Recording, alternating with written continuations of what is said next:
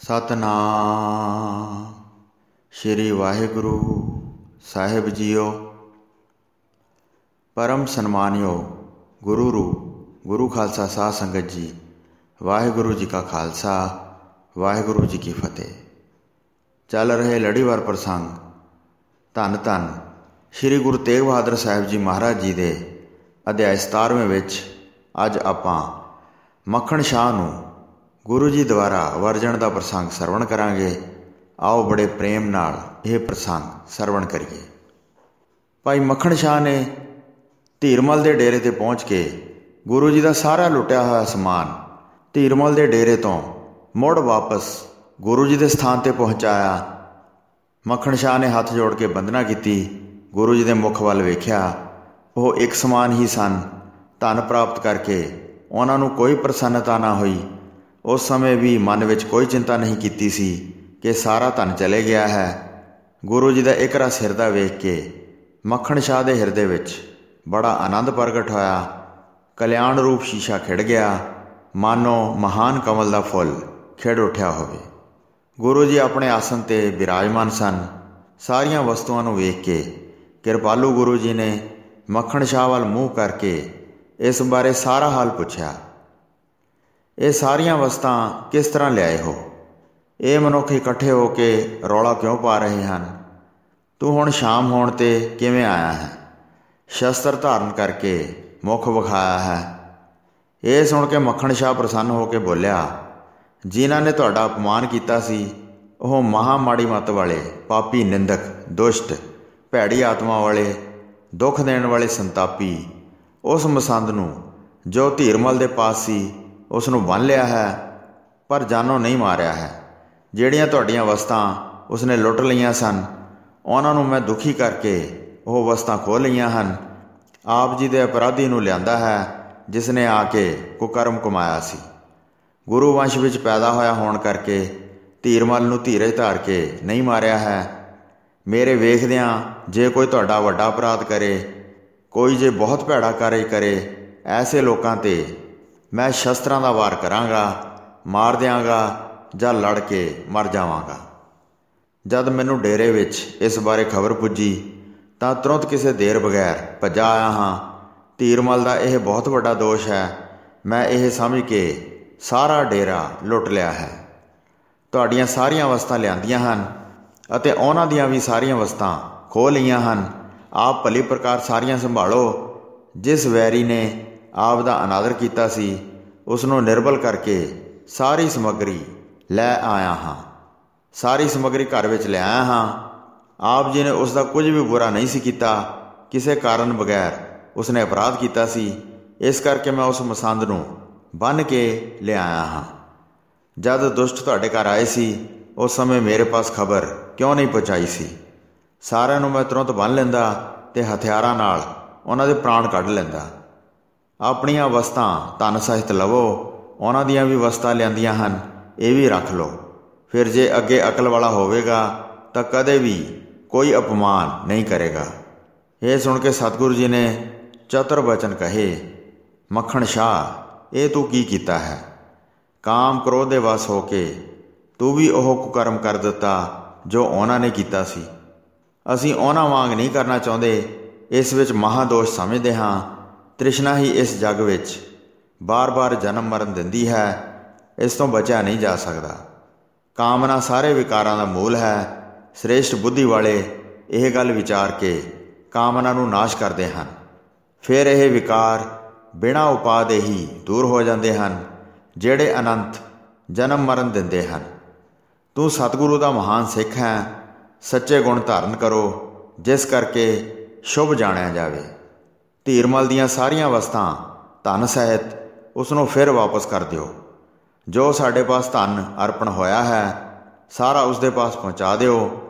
मन की घबराहट नूं घट करो, प्रसन्न हो के ये सब कुछ उसनों दे दिओ। फिर तैनूं चंगा उपदेश दिंदे हां, शुभ अशुभ नूं समझो ते कलेश नूं छड्डो। फिर सतगुरु नूं मिलना सफल हो जाता है ते जन्म मरण तो मुक्ति मिल जाती है।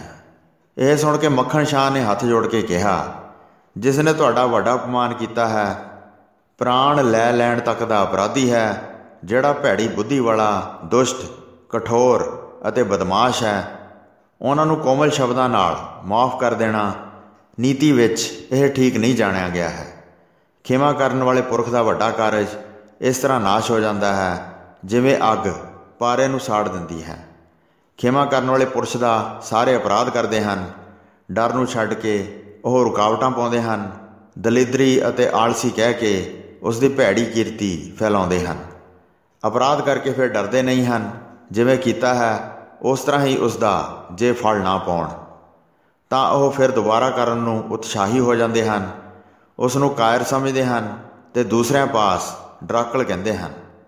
ਅਪਰਾਧੀ ਨੂੰ ਸਦਾ ਦੰਡ ਦੇਣਾ ਉਚਿਤ ਹੈ। ਉੱਤਮ ਪੁਰਸ਼ਾਂ ਨੇ ਇਹ ਮਰਿਆਦਾ ਬੰਨੀ ਹੈ। ਵੇਖੋ, ਸ਼੍ਰੀ ਰਾਮ ਚੰਦਰ ਜੀ ਵੱਡੇ ਧੀਰਜਵਾਨ ਸਨ। ਸਾਗਰ ਜੋ ਬੜਾ ਗੰਭੀਰ ਅਤੇ ਅਭੀਰ ਹੈ, ਉਸ ਨੂੰ ਵੀ ਦੰਡ ਦਿੱਤਾ। ਐਸੇ ਆਸ਼ੇ ਸਮਝ ਕੇ ਸ਼੍ਰੀ ਰਾਮ ਚੰਦਰ ਜੀ ਨੇ ਸ਼ਕਤੀ ਦਾ ਪ੍ਰਕਾਸ਼ ਕੀਤਾ।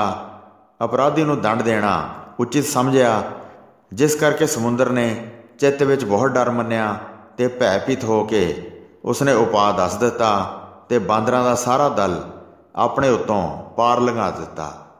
ਜੇ ਉਸ ਸਮੇਂ ਛੀਵਾਂ ਨੂੰ ਨਾ ਛੱਡਦੇ ਤਾਂ ਸਾਰਾ ਕਾਰਜ ਕਿਵੇਂ ਸੁਖਾਲਾ ਹੁੰਦਾ। ਫਿਰ ਸ਼੍ਰੀ ਕ੍ਰਿਸ਼ਨ ਜੀ, ਜਿਹੜੇ ਚਤੁਰ ਬਲਵਾਨ ਸਨ, ਜਦ ਕੌਰਵਾਂ ਦੀ ਮਹਾਨ ਸਭਾ ਲੱਗੀ ਹੋਈ ਸੀ, ਸਭਾ ਵਿੱਚ ਬੈਠ ਕੇ ਛਿਮਾ ਕਰ ਰਹੇ ਸਨ। ਪਰ ਜਦ ਦੁਰਯੋਧਨ ਦੀ ਵੱਡੀ ਪਦਵੀ ਨੂੰ ਵੇਖ ਕੇ ਆਪਣਾ ਤੇਜ ਪ੍ਰਭਾਵ ਪ੍ਰਗਟ ਕੀਤਾ, ਜਿਸ ਨਾਲ ਆਪਣੇ ਆਪ ਨੂੰ ਬਚਾਇਆ। ਇਸ ਤਰ੍ਹਾਂ ਛਿਮਾ ਨਾ ਧਾਰਨ ਵਿੱਚ ਵੀ ਬਹੁਤ ਗੁਣ ਹਨ। ਛਿਮਾ ਮਾਣ ਨੂੰ ਬਹੁਤ ਵਧੀਕੀਆਂ ਸਹਿਣੀਆਂ ਪੈਂਦੀਆਂ ਹਨ। ਕੰਮ ਸੌਰਦਾ ਨਹੀਂ ਅਤੇ ਅਪਜਸ ਬਹੁਤ ਫੈਲ ਜਾਂਦਾ ਹੈ। ਛਿਮਾ ਵਿੱਚ ਜਿਹੜੇ ਦੋਸ਼ ਹਨ ਉਹ ਉਚਾਰਨ ਕੀਤੇ ਹਨ। ਜੇ ਤੁਸੀਂ ਛਿਮਾ ਨੂੰ ਧਾਰਨ ਕਰੀ ਰੱਖੋਗੇ ਤਾਂ ਸਾਰੇ ਹੀ ਭਾਰੀ ਅਵਗਿਆ ਧਾਰਨ ਕਰਨਗੇ। ਦੁਸ਼ਟ ਸਦਾ ਹੀ ਕੁਕਰਮ ਕਰਨਾ ਚਾਹੁੰਦੇ ਹਨ, ਪਰ ਦੰਡ ਦਾ ਭੈ ਧਾਰ ਕੇ ਕੁਕਰਮ ਕਰਨ ਤੋਂ ਰੁਕੇ ਰਹਿੰਦੇ ਹਨ। ਨਹੀਂ ਤਾਂ ਸਾਰੇ ਹੀ ਅਪਰਾਧ ਕਰਦੇ ਹਨ ਅਤੇ ਪ੍ਰਜਾ ਨੂੰ ਭਾਰੀ ਦੁੱਖ ਦਿੰਦੇ ਹਨ। ਸਜ਼ਾ ਦੇ ਡਰ ਕਰਕੇ ਆਪਣੀ ਮਰਿਆਦਾ ਵਿੱਚ ਰੁਕੇ ਰਹਿੰਦੇ ਹਨ। ਫਿਰ ਉਹ ਫਸਾਦ ਨਹੀਂ ਲੱਭਦੇ ਫਿਰਦੇ ਅਤੇ ਪੁਆੜੇ ਨਹੀਂ ਖੜੇ ਕਰਦੇ। ਤੁਸੀਂ ਉਹਨਾਂ ਦੁਸ਼ਟਾਂ ਦੀ ਅਵਗਿਆ ਕਿਉਂ ਬਰਦਾਸ਼ਤ ਕਰਦੇ ਹੋ? ਹੇ ਪ੍ਰਭੂ ਜੀ, ਹੁਣ ਮੈਨੂੰ ਹੁਕਮ ਕਰੋ। ਆਪਣੇ ਸਿੱਖ ਪਾਸੋਂ ਇਸ ਤਰ੍ਹਾਂ ਦੇ ਬਚਨ ਸੁਣ ਕੇ ਗੁਰੂ ਜੀ ਦੇ ਸੁੰਦਰ ਨੈਣ ਕਿਰਪਾ ਦ੍ਰਿਸ਼ਟੀ ਸਹਿਤ ਹੋ ਗਏ। ਧੀਰਮਲ ਦੀਆਂ ਅਵਸਥਾ ਮੋੜਨ 'ਤੇ ਸਾਰਾ ਧਨ ਉਸ ਨੂੰ ਦਿਵਾਉਣ ਵਾਸਤੇ ਕਿਰਪਾ ਨਿਧਾਨ ਭਾਵ ਗੁਰੂ ਜੀ ਆਪਣਾ ਇਰਾਦਾ ਸ਼ੁਭ ਮਤ ਦਰਸਾ ਕੇ ਕਹਿਣਾ ਚਾਹੁੰਦੇ ਸਨ। ਸ਼ੁਭ ਗੁਣ ਭਰਪੂਰ ਅਤੇ ਗਿਆਨ ਦਾ ਘਰ ਜਿਨ੍ਹਾਂ ਦਾ ਹਿਰਦਾ ਸੀ, ਸਿੱਖ ਨੂੰ ਫਿਰ ਨਿਹਾਲ ਕਰਨ ਵਾਸਤੇ ਸਤਿਗੁਰੂ ਜੀ ਬੋਲੇ, ਹੇ ਮੱਖਣ ਸ਼ਾਹ, ਕੰਨ ਦੇ ਕੇ ਸੁਣੋ। ਇਸ ਵਿੱਚ ਬਹੁਤ ਵਿਕਾਰ ਹਨ ਜਿਹੜੇ ਮਨੁੱਖ ਦੇ ਹਿਰਦੇ ਵਿੱਚ ਪ੍ਰਗਟ ਹੋ ਕੇ ਉਸ ਨੂੰ ਬਹੁਤ ਦੁਖੀ ਕਰਦੇ ਹਨ। ਸੁੱਖ ਦੀ ਚਾਹ ਕਰਕੇ ਜੋ ਵਿਕਾਰ ਕਰਦਾ ਹੈ, ਉਸ ਤੋਂ ਹੀ ਫਿਰ ਵੱਡਾ ਕਸ਼ਟ ਪੈ ਜਾਂਦਾ ਹੈ। ਜਿਸ ਨੇ ਆਪਣੇ ਇੰਦਰੇ ਨਹੀਂ ਜਿੱਤੇ ਹਨ, ਉਹ ਜਦ ਇਸਤਰੀ ਨੂੰ ਵੇਖਦਾ ਹੈ ਜਾਂ ਉਸ ਬਾਰੇ ਸੁਣਦਾ ਹੈ ਤਾਂ ਉਸ ਦੇ ਹਿਰਦੇ ਵਿੱਚ ਤੁਰੰਤ ਕਾਮ ਪ੍ਰਗਟ ਹੁੰਦਾ ਹੈ। ਇਸਤਰੀ ਦੀ ਚਾਹਤ ਨੂੰ ਹੀ ਕਾਮ ਕਹਿੰਦੇ ਹਨ। ਸਾਰੇ ਪਦਾਰਥਾਂ ਦੀ ਇੱਛਾ ਦਾ ਨਾਮ ਵੀ ਕਾਮ ਭਾਵ ਕਾਮਨਾ ਜਾਣੋ। ਮਨੁੱਖ ਧਨ, ਇਸਤਰੀ ਅਤੇ ਆਦਿ ਪਦਾਰਥ ਸਵਾਰਥ ਕਰਕੇ ਲੈਣਾ ਚਾਹੁੰਦਾ ਹੈ। ਜਦ ਲੈਣ ਵਾਸਤੇ ਕਾਮਨਾ ਕਰਦਾ ਹੈ, ਉਸ ਕਾਮਨਾ ਦੀ ਪੂਰਨਤਾ ਅੱਗੇ ਜਦ ਕੋਈ ਰੋਕ ਦਿਸ ਪਵੇ ਤਦ ਮਨ ਵਿੱਚ ਕ੍ਰੋਧ ਪ੍ਰਗਟ ਹੁੰਦਾ ਹੈ। ਕਰਨ ਯੋਗ ਜਾਂ ਨਾ ਕਰਨ ਯੋਗ ਫਿਰ ਚੇਤੇ ਨਹੀਂ ਆਉਂਦਾ, ਭਾਵ ਮਨੁੱਖ ਫਿਰ ਵਿਵੇਕ ਰਹਿਤ ਹੋ ਜਾਂਦਾ ਹੈ। ਕ੍ਰੋਧ ਦੇ ਵਸ ਹੋ ਕੇ ਫਿਰ ਕੁਕਰਮ ਕਰਦਾ ਹੈ। ਬੁੱਧੀ ਦਾ ਨਾਸ਼ ਹੋ ਜਾਂਦਾ ਹੈ ਅਤੇ ਧਰਮ ਨੂੰ ਤਿਆਗ ਦਿੰਦਾ ਹੈ। ਜਦ ਮਨੁੱਖ ਦੇ ਹਿਰਦੇ ਵਿੱਚ ਕ੍ਰੋਧ ਪ੍ਰਗਟ ਹੋ ਜਾਵੇ ਤਾਂ ਕੋਈ ਵੀ ਐਸਾ ਪਾਪ ਨਹੀਂ ਹੈ ਜਿਹੜਾ ਉਹ ਕਰ ਨਾ ਸਕੇ। ਮਾਤਾ, ਪਿਤਾ, ਗੁਰਦੇਵ ਜਿਹੜੇ ਮਹਾਨ ਹਨ, ਉਹਨਾਂ ਦੀ ਵੀ ਅਵਗਿਆ ਕਰਦਾ ਹੈ ਅਤੇ ਉਹਨਾਂ ਨੂੰ ਕੁਝ ਨਹੀਂ ਜਾਣਦਾ। ਜੋ ਮਾਰਨ ਯੋਗ ਨਹੀਂ ਹਨ, ਉਹਨਾਂ ਨੂੰ ਵੀ ਮਾਰਦਾ ਹੈ। ਸਖਤ ਅਤੇ ਕੌੜੇ ਬਚਨ ਬੋਲਦਾ ਹੈ। ਜਦ ਕ੍ਰੋਧ ਪੈਦਾ ਹੁੰਦਾ ਹੈ, ਹੋਰ ਕੀ ਕਹਿਣਾ ਹੈ। ਪ੍ਰਾਣ ਤੱਕ ਨਾਸ਼ ਕਰ ਦਿੰਦਾ ਹੈ, ਬਰਦਾਸ਼ਤ ਨਹੀਂ ਕਰ ਸਕਦਾ ਹੈ। ਪ੍ਰਾਣ ਲੈਣ ਦੇ ਬਰਾਬਰ ਹੋਰ ਕੋਈ ਪਾਪ ਨਹੀਂ ਹੈ। ਉਹ ਵੀ ਅਣਜਾਣ ਜਾਣ ਕੇ ਕਰਦਾ ਹੈ। ਜੇ ਗੁੱਸੇ ਵਿੱਚ ਆਉਣ ਨਾਲ ਵਸ ਨਹੀਂ ਚੱਲਦਾ ਅਤੇ ਚਾਹਤ ਪੂਰੀ ਨਹੀਂ ਹੁੰਦੀ ਹੈ ਤਾਂ ਦਿਲ ਵਿੱਚ ਤੜਪਦਾ ਹੈ। ਉਸ ਦੁੱਖ ਕਰਕੇ ਫਿਰ ਭੋਜਨ ਨਹੀਂ ਖਾਂਦਾ ਹੈ। ਰਾਤ ਨੂੰ ਦੁਖੀ ਹੋਏ ਨੂੰ ਨੀਂਦ ਨਹੀਂ ਆਉਂਦੀ ਹੈ।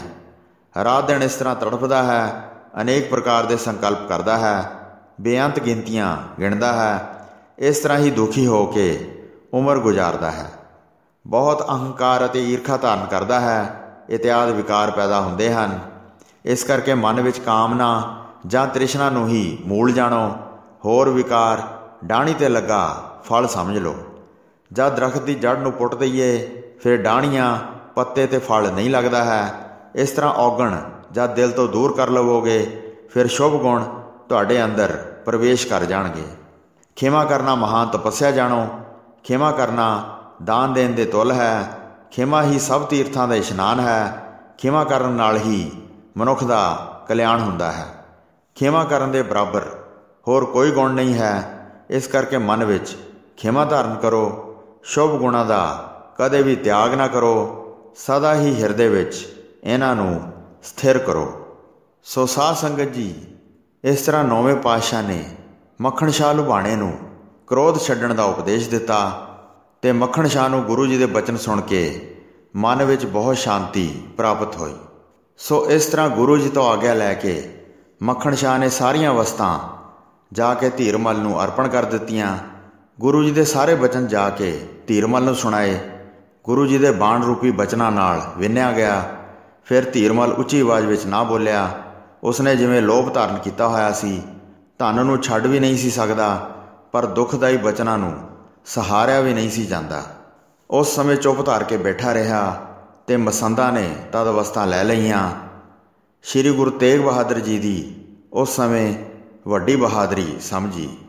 ਗੁਰੂ ਜੀ ਦੀ ਵੱਡੀ ਵਡਿਆਈ ਜਾਣ ਜਾਣ ਕੇ ਸ਼ਰਮਿੰਦਾ ਹੁੰਦਾ ਸੀ ਅਤੇ ਵਡਿਆਈ ਬਰਦਾਸ਼ਤ ਨਹੀਂ ਸੀ ਹੁੰਦੀ। ਆਪਣਾ ਵੀ ਜਿਸ ਵਿੱਚ ਹਿੱਤ ਹੈ ਫਿਰ ਵੀ ਵੇਖ ਕੇ ਦੁਖੀ ਹੋਇਆ ਅਤੇ ਪ੍ਰਸੰਨਤਾ ਨਾ ਧਾਰਨ ਕੀਤੀ। ਆਪਣੇ ਚਿੱਤ ਵਿੱਚ ਸੋਚਦਾ ਸੀ ਉਹਨਾਂ ਵਰਗਾ ਹੋਰ ਕੋਈ ਨਹੀਂ ਹੈ। ਉਹ ਧਨ ਹਨ, ਉਹ ਧਨ ਹਨ। ਆਪਣਾ ਧਨ ਅਤੇ ਮੇਰੀਆਂ ਸਾਰੀਆਂ ਵਸਤਾਂ ਮੋੜ ਦਿੱਤੀਆਂ ਹਨ। ਮੇਰੇ ਔਗਣ ਨੂੰ ਨਹੀਂ ਵਿਚਾਰਿਆ ਹੈ। ਧੀਰਮਲ ਇਸ ਤਰ੍ਹਾਂ ਵਿਚਾਰ ਕਰ ਕਰਕੇ ਪਛਤਾਇਆ, ਆਪਣੇ ਆਪ ਨੂੰ ਧਿਰਕਾਰ ਮਨਾਉਂਦਾ ਹੈ। ਸੋ ਸਾਧ ਸੰਗਤ ਜੀ, ਇੱਥੇ 11ਵੀਂ ਰਾਸ ਦਾ 17ਵਾਂ ਅਧਿਆਇ ਸਮਾਪਤ ਹੁੰਦਾ ਹੈ ਜੀ। ਪ੍ਰਸੰਗ ਸੁਣਾਉਂਦੇ ਹੋਈਆਂ ਅਨੇਕ ਭੁੱਲਾਂ ਚੁੱਕਾਂ ਦੀ ਖਿਮਾ ਬਖਸ਼ਣੀ ਜੀ। ਦਾਸ ਨੂੰ ਆਗਿਆ ਦਿਓ। ਵਾਹਿਗੁਰੂ ਜੀ ਕਾ ਖਾਲਸਾ, ਵਾਹਿਗੁਰੂ ਜੀ ਕੀ ਫਤਿਹ।